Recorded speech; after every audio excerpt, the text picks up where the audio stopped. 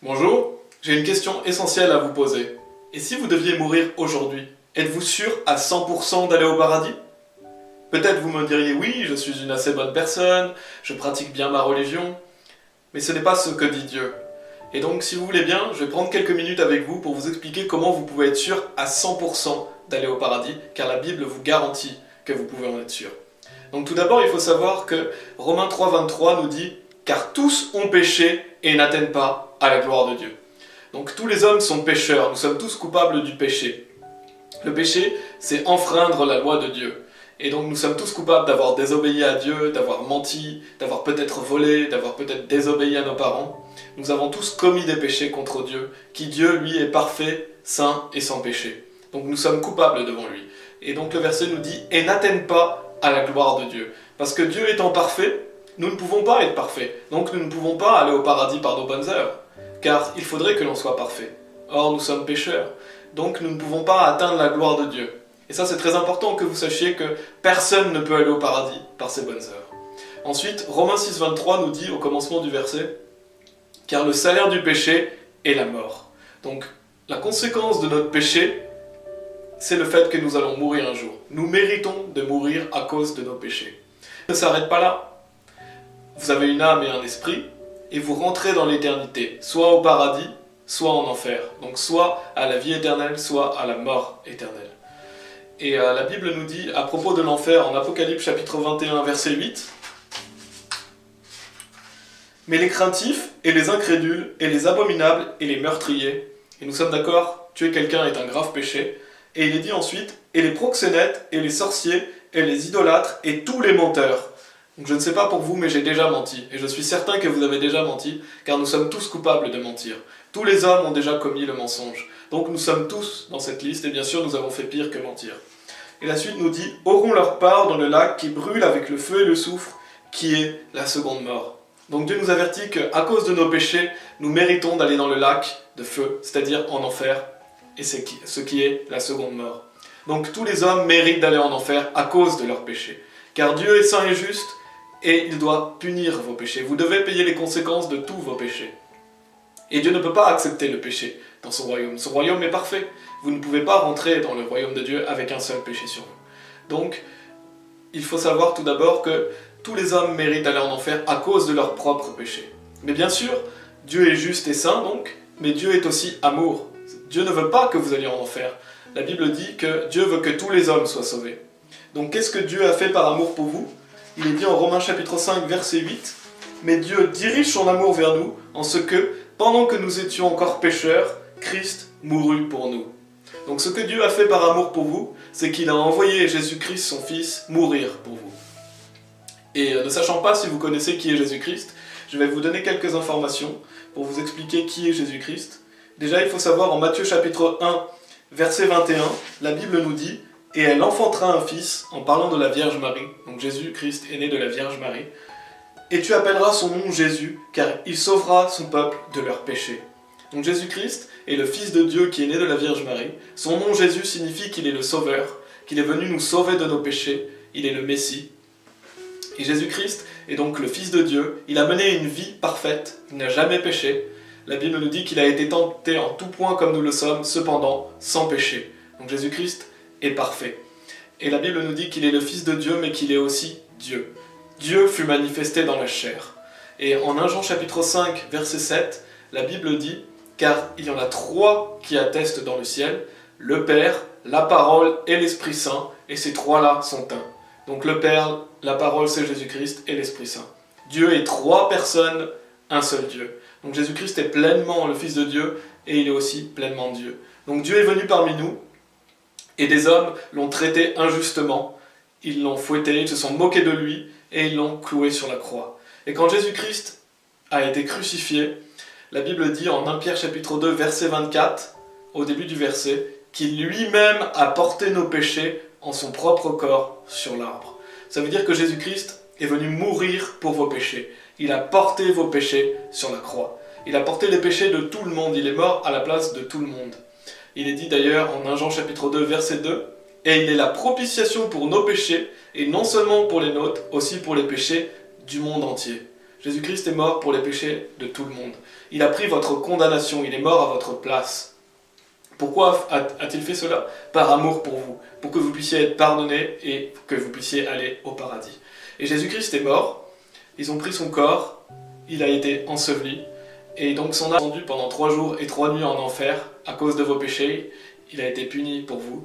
Et ensuite, il est ressuscité des morts le 3e jour.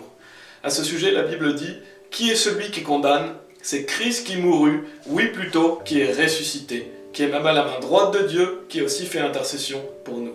Donc Jésus-Christ est mort, mais nous croyons dans un Dieu vivant, donc Jésus-Christ est ressuscité des morts. Il est revenu à la vie. La Bible dit qu'il a été vu par plus de 500 frères en même temps. Beaucoup ont témoigné et ont attesté de sa résurrection. Il a montré les trous dans ses mains, il a montré qu'il était vivant. Et 40 jours après, il est monté au paradis. Et aujourd'hui, il est à la main droite de Dieu et il fait intercession pour nous. Ça veut dire qu'il est notre avocat. Il veut intercéder en notre faveur. Donc ça, Jésus-Christ l'a fait pour tout le monde. Dieu a envoyé son Fils mourir pour nos péchés sur la croix. Il a été enseveli, il est ressuscité des morts. Est-ce que ça veut dire maintenant que tout le monde va aller au paradis? Non, tout le monde ne va pas aller au paradis parce qu'il y a quelque chose que vous devez faire personnellement. Et à ce sujet, cette question est posée dans la Bible où un monsieur demande à Paul et Silas comment il peut être sauvé et il leur demande « Messieurs, que dois-je faire pour être sauvé ?» Donc c'est une bonne question. Qu'est-ce que vous devez faire pour être sauvé et donc aller au paradis? Et la réponse est « Et ils dirent « Crois au Seigneur Jésus-Christ et tu seras sauvé et ta maison. » Notez bien que la Bible dit « Crois au Seigneur Jésus-Christ ». Donc c'est de croire en Jésus-Christ qui nous sauve. Il n'est pas dit « Va dans une église et tu seras sauvé ». Il n'est pas dit « Soyez baptisés et vous serez sauvés ». Il n'est pas dit « Pratiquez les bonnes actions et vous serez sauvés ». Il n'est pas dit de changer de vie. Non, il est dit seulement de croire. Donc c'est seulement en croyant, ce n'est pas par les œuvres. Et à ce sujet, que signifie croire? Croire en Jésus-Christ signifie avoir confiance en lui. Donc que vous avez confiance que ce que Jésus-Christ a fait est suffisant pour vous sauver. Que vous n'avez rien à ajouter d'autre, mais seulement avoir confiance. Et croire signifie aussi se reposer sur lui. C'est-à-dire, comme il est dit en Hébreux chapitre 4, que lorsque l'on croit en lui, on entre dans son repos. Donc, nous ne sommes pas sauvés par nos œuvres, c'est abandonner toute volonté d'œuvrer pour le paradis, ou de pratiquer des bonnes actions, ou quelle que soit la manière dont on croyait aller au paradis. Il faut abandonner cette mauvaise manière pour croire en Jésus-Christ. Et donc se reposer sur lui, avoir confiance en lui. Et il est dit en Actes chapitre 8, verset 37, pour parler un peu plus de cette notion de croire. Donc c'est Philippe qui enseigne l'eunuque et qui lui partage l'évangile et qui lui dit, et Philippe dit, si tu crois de tout ton cœur, tu le peux. Donc croire en Jésus-Christ, c'est y croire de tout son cœur. Y croire de tout son cœur, ça veut dire entièrement, complètement, seulement en lui. Donc si vous dites que vous croyez en Jésus-Christ, mais qu'il faut aussi pratiquer les bonnes œuvres, vous ne croyez pas complètement en lui. Vous croyez dans vos propres actes et vos propres efforts. Et donc, c'est cette notion de repentance. Souvent, cette notion de repentance est mal comprise, mais la repentance pour notre salut, et le fait de repenser, c'est le fait d'arrêter de croire dans ses œuvres, d'arrêter de croire dans une fausse croyance, pour croire en Jésus-Christ. C'est cela la repentance, c'est se tourner vers Jésus-Christ. Et si vous mettez votre confiance en lui, alors la Bible dit que vous êtes sauvés. En Éphésiens chapitre 2, versets 8 et 9, la Bible nous dit « Car par grâce vous êtes sauvés, par le moyen de la foi, c'est-à-dire en croyant, et cela pas de vous-même, c'est le don de Dieu, non des œuvres, afin qu'aucun homme ne se vante. » Donc notez bien qu'il est dit par la foi, par la grâce, non des œuvres. Donc la Bible sépare les œuvres et la grâce. Pourquoi? Parce qu'il ne faut rajouter aucune œuvre à l'œuvre parfaite de Jésus-Christ. Il nous suffit de croire en lui. Et donc il est très important de ne pas croire dans ses œuvres. Et c'est par la grâce, c'est donc gratuit. La Bible nous dit étant justifié gratuitement par sa grâce, par le moyen de la rédemption qui est en Christ Jésus. Donc être sauvé, c'est gratuit. Et si je vous dis aujourd'hui, tenez, j'ai pour vous un cadeau gratuit, devez-vous payer pour cela? Non, bien sûr, vous ne devez pas payer. Pourquoi? Parce que c'est gratuit. Et si je vous demande de laver ma voiture en échange, ce ne serait plus gratuit non plus. Et donc c'est pour vous montrer qu'il faut le recevoir gratuitement. Vous n'avez rien à faire, seulement le recevoir, en croyant en Jésus-Christ. Et Romains chapitre 4, verset 5 nous dit « Mais pour celui qui n'œuvre pas, mais qui croit en celui qui justifie l'impie, sa foi lui est comptée pour droiture. » Donc une personne qui ne fait pas d'œuvre, mais croit en Jésus-Christ, est justifiée devant Dieu. Car c'est seulement par la foi que vous pouvez être justifié. Vous devez abandonner votre volonté d'être sauvé par vos œuvres. Et vous ne devez rien rajouter à la foi. Et nous avons vu tout à l'heure, Romains chapitre 6, verset 23, « Car le salaire du péché est la mort ». Donc c'était le commencement du verset. Donc nous méritons de mourir et donc d'aller en enfer. Et la suite du verset nous dit « Mais le don de Dieu est la vie éternelle par Jésus-Christ, notre Seigneur ». Ça veut dire que Dieu va vous donner gratuitement la vie éternelle. Et éternel veut dire pour toujours. Ce qui signifie que ce n'est pas une vie temporaire que Dieu vous donne, c'est une vie pour toujours. Donc c'est éternel. Donc si Dieu vous donne la vie éternelle aujourd'hui, vous la recevez le jour où vous croyez en Jésus-Christ, elle durera éternellement. Et Dieu ne peut pas revenir sur sa décision, c'est une promesse qu'il fait. Comme il dit dans Tite chapitre 1, verset 2, « Dans l'espérance de la vie éternelle, laquelle Dieu, qui ne peut mentir, a promis avant le commencement du monde. » Dieu ne peut pas mentir, c'est sa promesse. Si vous avez cru en Jésus-Christ, vous êtes certain d'aller au paradis parce que Dieu est fidèle. Ce n'est pas à vous d'être fidèle, c'est Dieu qui est fidèle envers vous. Car seulement Dieu est fidèle. Ensuite, nous allons lire Jean chapitre 3, versets 15 et 16. Jean chapitre 3, verset 16 étant le plus célèbre verset de la Bible, qui résume bien tout ce que nous venons de voir, et qui nous dit « Afin que quiconque croit en lui ne périsse pas, mais ait la vie éternelle. Car Dieu a tant aimé le monde qu'il a donné son seul Fils engendré, afin que quiconque croit en lui ne périsse pas, mais ait la vie éternelle. » Ce qui veut dire que si vous croyez en Jésus-Christ, si vous mettez votre confiance, si vous y croyez de tout votre cœur, et bien sûr ce n'est pas la taille de votre foi qui est importante, c'est le fait de la mettre en lui, en celui qui vous sauve. Et bien la Bible dit que vous ne périssez pas, vous ne serez donc plus jamais condamnés, vos péchés sont pardonnés, vous n'irez plus en enfer. Et vous avez la vie éternelle, ce qui fait que vous avez votre place réservée et garantie au paradis. Et en Jean chapitre 1, verset 12, la Bible nous dit que lorsque vous croyez en Jésus-Christ, Dieu devient votre Père. Il est dit, mais à tous ceux qui l'ont reçu, à eux, il a donné pouvoir de devenir les fils de Dieu, c'est-à-dire à ceux qui croient en son nom. Notez bien qu'il est dit croire toujours. Il n'est pas dit d'être une bonne personne, il dit de croire dans le nom de Jésus-Christ. Donc si vous croyez en Jésus-Christ, vous devenez un enfant de Dieu, une fille ou un fils de Dieu. Et donc c'est un événement, c'est-à-dire que comme vous êtes né une fois sur cette terre, le jour où vous décidez de croire en Jésus-Christ, la Bible dit que vous êtes né de nouveau, et donc vous devenez un enfant de Dieu. Et bien sûr, si Dieu est votre Père, comme votre Père physique, il restera toujours votre Père. Vous ne pouvez pas arrêter d'être son enfant. Vous êtes son enfant pour toujours. Donc si vous commettez des péchés une fois que vous êtes son fils, Dieu va vous châtier, il va vous punir, car la Bible dit que celui que le Seigneur aime, il le châtie. Donc si vous faites des mauvais actes, Dieu vous punira sur cette terre, mais il ne vous punira pas de l'enfer, vous êtes son fils ou sa fille. Et si vous commettez des bonnes choses, si vous faites des bonnes actions, Dieu va vous bénir et vous serez récompensé pour cela. Mais c'est pour vous dire qu'une fois que vous êtes son enfant, le jour où vous le devenez, vous l'êtes pour toujours. Et notez bien qu'il est dit devenir un enfant de Dieu, devenir les fils de Dieu. Parce que ça veut dire qu'avant vous ne l'étiez pas. Nous sommes tous des créatures de Dieu, mais nous avons besoin de devenir son enfant. Comment? En croyant en Jésus-Christ. Ensuite, il est dit dans Jean chapitre 10, verset 28, donc Jésus-Christ parle des personnes qui croient en lui, et il dit « Et je leur donne la vie éternelle ». Donc c'est un don gratuit, et c'est la vie qui est éternelle. Et ils ne périront jamais. Donc ce qui veut dire que vous ne pouvez plus jamais aller en enfer, vous n'avez plus à vous soucier d'où vous allez aller. Vous êtes sûr d'aller au paradis. Pourquoi? Parce que Dieu a pardonné tous vos péchés le jour de votre salut. Il pardonne vos péchés passés, présents et aussi futurs, car vous allez encore pécher dans votre vie. Et à ce sujet, il est dit dans Hébreux chapitre 10, verset 17, « Et de leurs péchés et iniquités, je ne me souviendrai plus. » Donc quelle bonne nouvelle, Dieu efface tous vos péchés passés, présents et futurs le jour où vous croyez en son Fils, Jésus-Christ. Et la suite du verset de Jean chapitre 10, verset 28 nous dit « Et aucun homme ne les ravira de ma main. » Donc vous êtes dans la main de Jésus-Christ, vous êtes dans la main du Père, Dieu vous tient, vous ne pouvez pas lâcher cette main, et Dieu ne lâchera jamais votre main.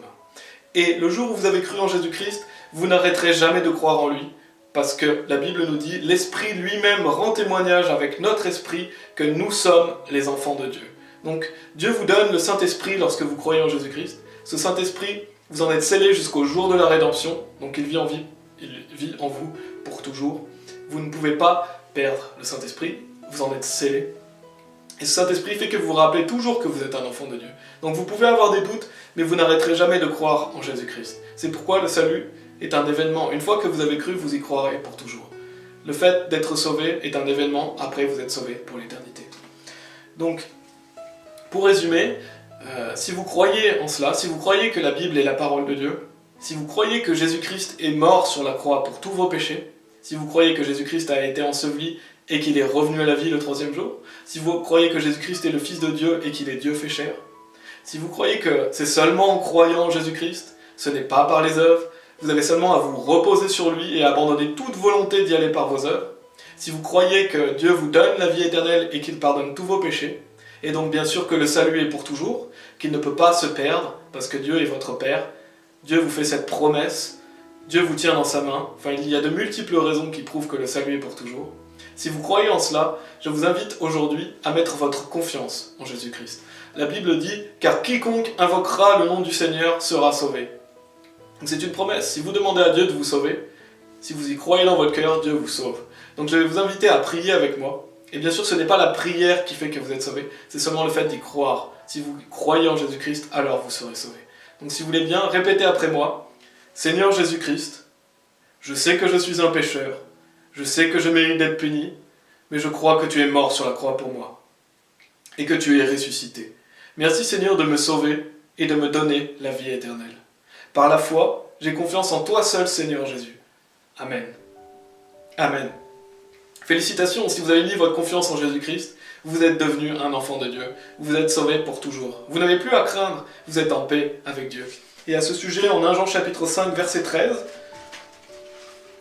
la Bible nous dit « Ces choses, je les ai écrites à vous qui croyez au nom du Fils de Dieu, afin que vous puissiez savoir que vous avez la vie éternelle, et afin que vous puissiez croire au nom du Fils de Dieu. » Donc si vous avez cru au nom du Fils de Dieu, vous pouvez savoir que vous avez la vie éternelle. C'est au moment présent. Vous avez la vie éternelle si vous croyez en Jésus-Christ. Ce qui veut dire que vous l'avez reçu aujourd'hui et vous l'aurez pour toujours. Vous êtes sauvés éternellement. Et en Romains chapitre 8, la Bible nous dit que rien ne peut nous séparer de l'amour de Dieu lorsque nous sommes son enfant. Il est dit « Car je suis persuadé que ni mort, ni vie, ni ange, ni principauté, ni pouvoir, ni chose présente, ni chose à venir. Donc rien de ce que vous pouvez faire dans votre vie peut faire que vous perdez la vie éternelle, parce que Dieu vous aime pour toujours une fois que vous êtes son enfant. Il est dit, ni hauteur, ni profondeur, ni aucune autre créature ne sera capable de nous séparer de l'amour de Dieu qui est en Christ Jésus, notre Seigneur. Vous êtes attachés à Jésus-Christ. Vous êtes en Jésus-Christ maintenant que vous avez cru en lui. Donc rien ne peut vous séparer de l'amour de Dieu. Vous ne pouvez plus jamais aller en enfer. Vous avez votre place réservée au paradis. Donc maintenant que vous êtes sauvés, si vous commettez des péchés, Dieu va vous punir sur cette terre, comme je vous ai dit. Car Dieu vous aime et il voudra vous ramener sur le droit chemin. Si vous faites des bonnes choses, alors il vous bénira. Et c'est ce que je vous encourage à faire. Dieu veut que vous pratiquiez les bonnes œuvres maintenant que vous êtes sauvés. Pas pour être sauvés, car vous êtes déjà sauvés, mais par amour de lui. Donc Dieu veut que vous puissiez être baptisés par immersion. Et si vous ne vous faites jamais baptiser, vous serez quand même sauvés. Mais le baptême montre que vous avez envie de vivre la vie chrétienne et de suivre Jésus-Christ. Et Dieu nous invite à lire la Bible, à aller à l'église et à faire des bonnes œuvres. Et comme je l'ai dit, ce n'est pas fait pour être sauvé parce que vous êtes déjà sauvé, mais c'est par amour de Dieu et parce que vous serez récompensés si vous faites des bonnes actions. Que Dieu vous bénisse.